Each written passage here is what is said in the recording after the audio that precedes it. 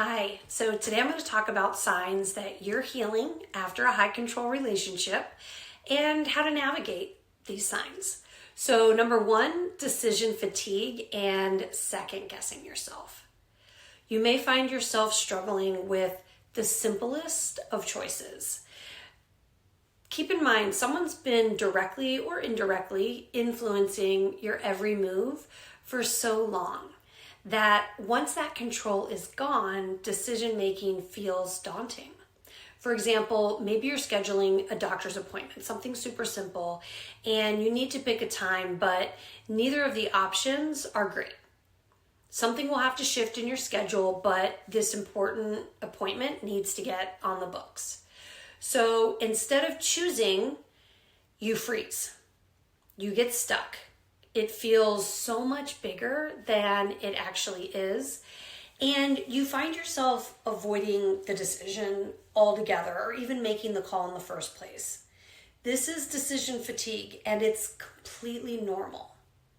Here's some tips on how to navigate it. So first of all, just recognize that this discomfort, it doesn't mean that you're incapable. It just means that your brain is adjusting to freedom. When you feel stuck, get quiet for a moment and just ask, which one do I prefer? Trust your gut, go with your answer, whatever you get. No looking back, just follow through.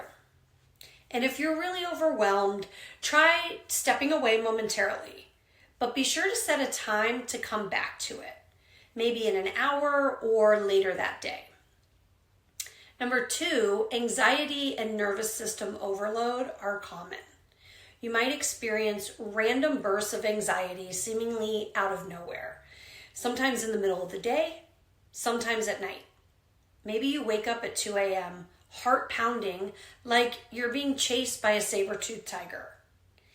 Even if you can logically know you're safe, your body doesn't feel safe. This is because your nervous system is still processing the dysregulation from the time that you spent in that relationship.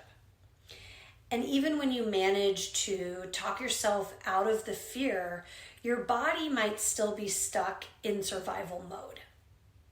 How do you navigate this?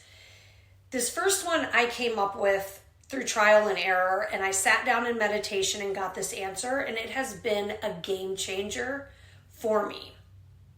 It's simple, but catch yourself the moment your negative self-talk gets the best of you. Maybe you're even hearing their voice in your head or things they said to you. Instead, remind yourself, what did I accomplish during the day? Find 5 things that you genuinely love about yourself or 5 things that you're good at.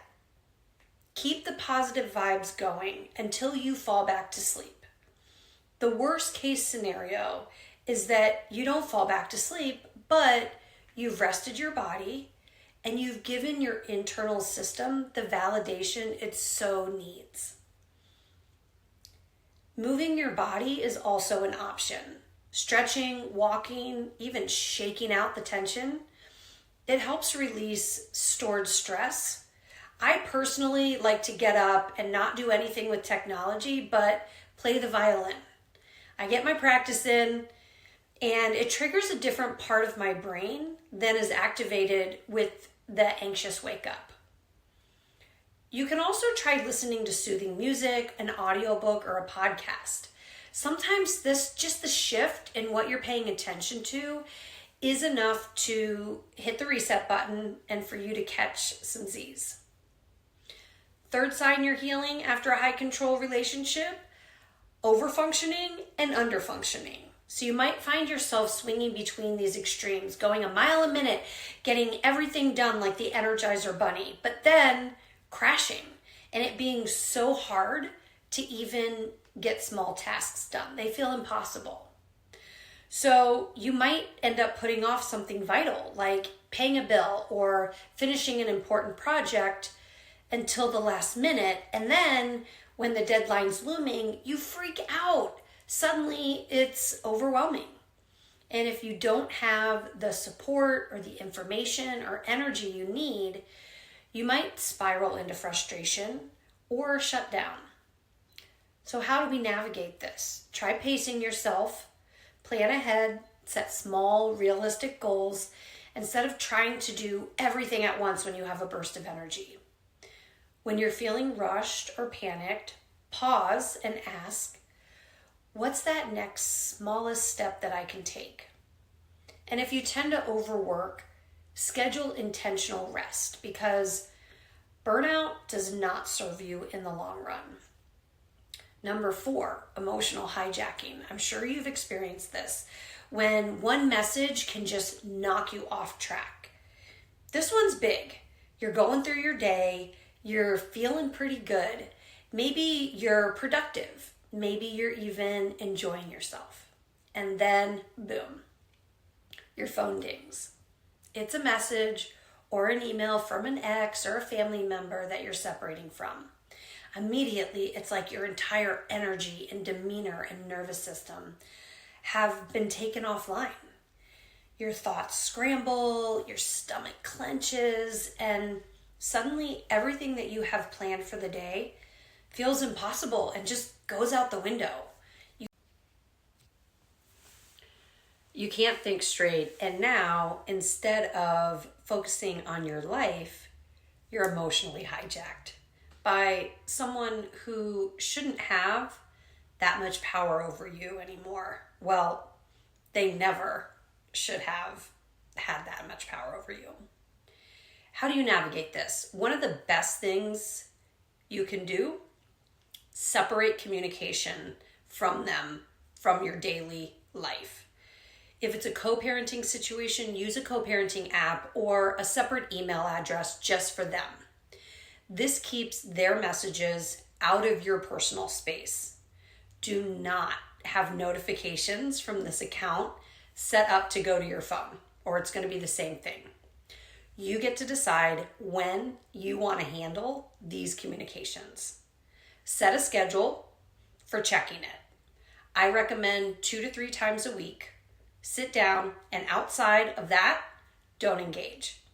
And when you do check, prepare yourself.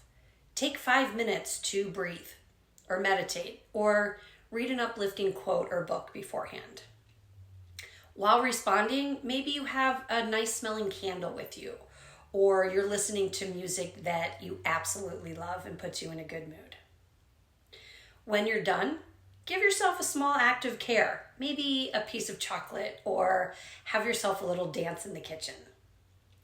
This helps you to stay in control of your emotional state instead of letting them pull you off course. And the 5th sign is feeling overwhelmed in social situations. No matter how social you priorly were, you might find yourself going through a deep introversion phase. And based on your experience with a narcissist or a high controlling ex, you've learned the hard way that some people don't actually show who they really are. And as a result, you're on high alert for red flags. Totally understandable. Trusting people can feel exhausting, and you may prefer to spend more time alone. How do you navigate this? First, no, this is normal. Your brain is recalibrating how to feel safe in relationships, even peripheral ones. It's okay to be less social while you're healing. Give yourself permission to step back and prioritize environments that feel safe. And when you do start socializing, start small. One trusted person, one low pressure setting at a time. I love to have a great friend over to have coffee on the couch and catch up. Just remember, all of these challenges are part of the healing process, but they're not permanent. Each time you navigate a difficult moment with self-awareness, you build resilience. And each time you set a boundary, you take back your power. Healing isn't about getting over it overnight. It's about learning how to live life on your terms again, without fear, without guilt, and without anyone else dictating who you are. If this resonated with you, be kind to yourself today And if you want more support, make sure to subscribe for more insights on reclaiming your life after a high control relationship. Thanks. Have a great one.